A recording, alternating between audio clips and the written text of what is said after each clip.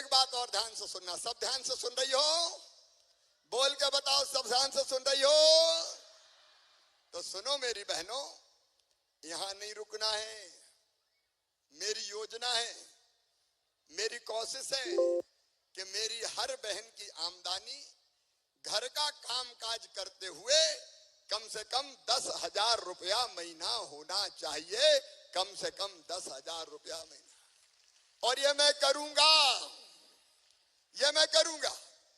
ये लाडली बहना का पैसा अलग है, लेकिन इसके अलावा मेरी बहनों गांव में और शहरों में स्व सहायता समूह बना के आजीविका मिशन के काम शुरू करके धीरे धीरे तुम्हारी आमदनी बढ़ाऊंगा और 5 साल में कम से कम 10,000 रुपया महीना तुम्हारे सहयोग से करूंगा।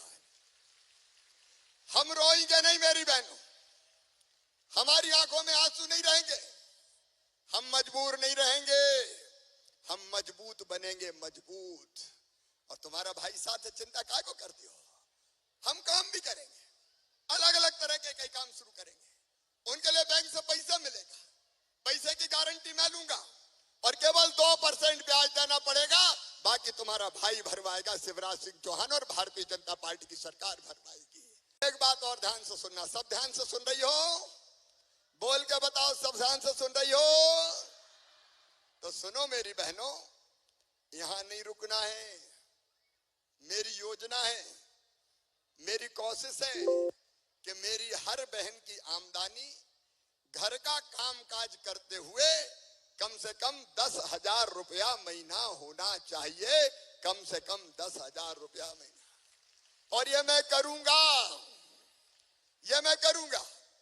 ये लाडली बहना का पैसा अलग है, लेकिन इसके अलावा मेरी बहनों गांव में और शहरों में स्व सहायता समूह बना के आजीविका मिशन के काम शुरू करके धीरे धीरे तुम्हारी आमदनी बढ़ाऊंगा और 5 साल में कम से कम 10,000 रुपया महीना तुम्हारे सहयोग से करूंगा।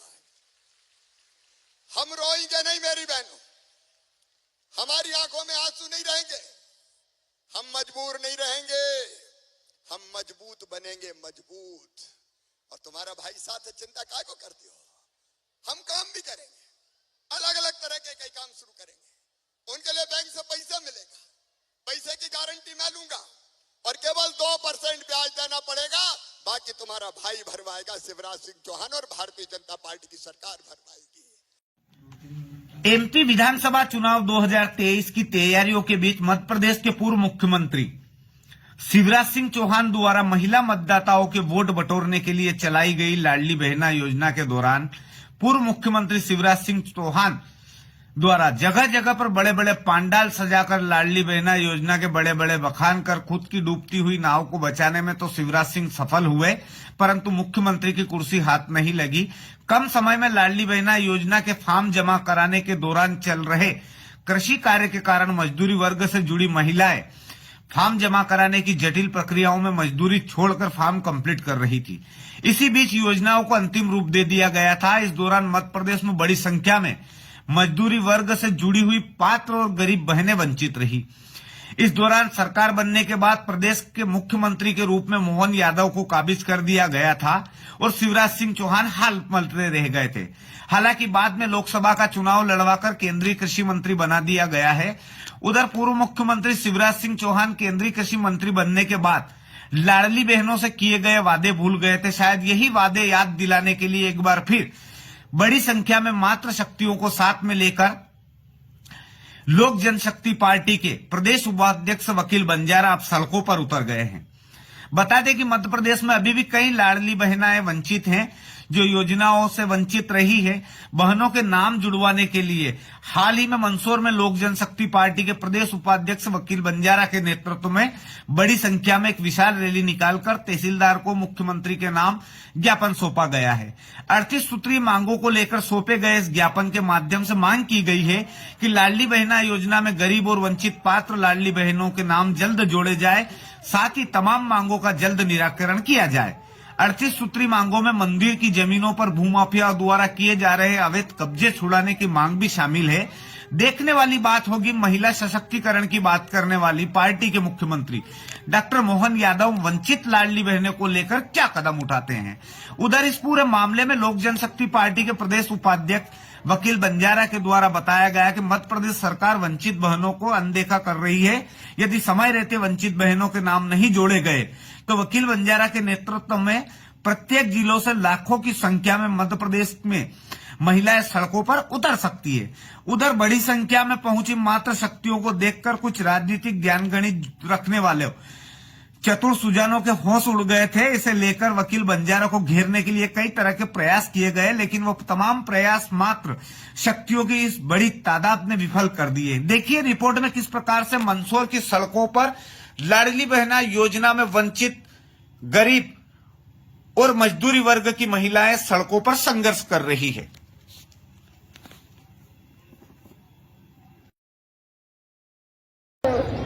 चाहते तो कलेक्टर भवन में अपन ज्ञापन दे सकते थे और रैली निकाल के कलेक्टर पहुंच सकते थे।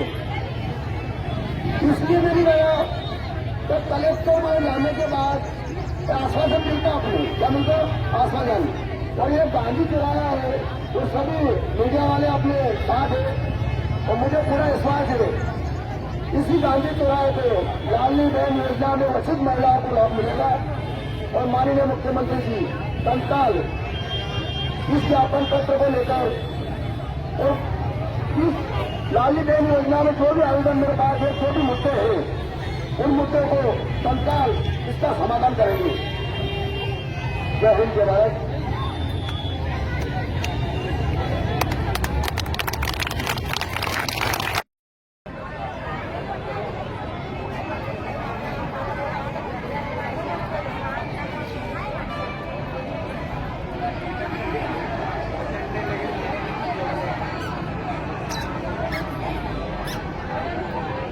लाडली बहनों के निवेदन है, हमने इस रैली की परमिशन को लेकर हमने एक आवेदन माननीय श्रीमती कलेक्टर महोदय और एसएम का अवगत कराया था। अभी तक कोई ज्ञापन लेने के लिए अभी ना उपस्थित नहीं है।